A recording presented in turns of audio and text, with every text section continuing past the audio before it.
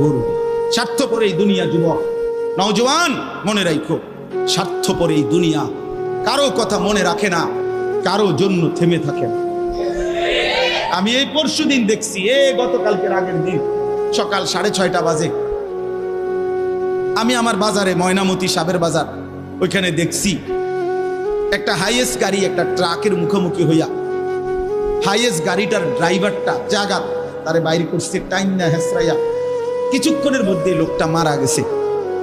আমি একটা জিনিস খেয়াল করছি, অনেকক্ষণ তাকাইয়া আমার সাথে ড্রাইভারের আমি বললাম, কি স্বার্থপর এই দুনিয়া, একটা গাড়ি কেউ তার জন্য থামলো না, কারো হাতে সময় নাই, সবাই হরন দিয়া সাইড করে এমনে হেমনে করে সব চলে যায়, কোনো ড্রাইভারও থামে না বন্ধু, যে একটা লোক তো মরে গেছে, আরে মরে গেছে, তুই মরে গেছ, আমার হাতে সময় নেই।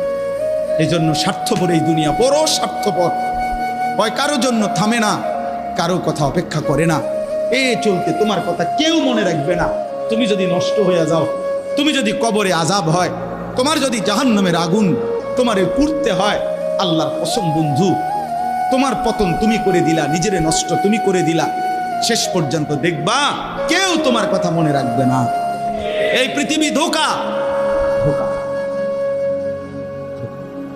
চলো এই জন্য আল্লাহর দিকে ফিরে আসি।